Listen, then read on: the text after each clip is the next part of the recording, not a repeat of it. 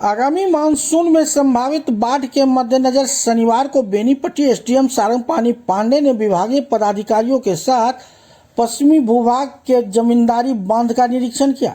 निरीक्षण के क्रम में एसडीएम ने उरेन सोयली बांध, करहारा बांध और पाली में जमींदारी बांध का निरीक्षण किया। करहारा में बांध के निरीक्षण के दौरान एसडीएम ने पूर्व मुखिया भोगेंद्र मंडल से पंचायत के बांध को लेकर जानकारी ली।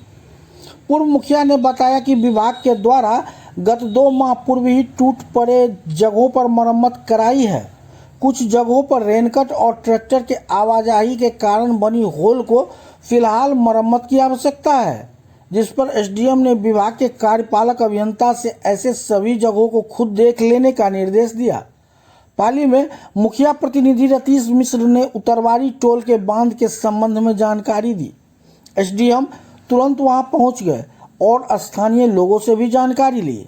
एसडीएम ने कहा कि मानसून पूर्व सभी बांध के भागों का जायजा लेकर और जहां भी बोरा में मिट्टी युक्त बालू देने की आवश्यकता हो वहां पर्याप्त मात्रा में बोरा स्टॉक कर दे। नदियों के किनारे में ध्यान देना अति आवश्यक है। एसडीएम ने बताया कि मानसून पूर्व संभावित बाढ़ की तैयारी के मद्देनजर जायजा लिया गया है।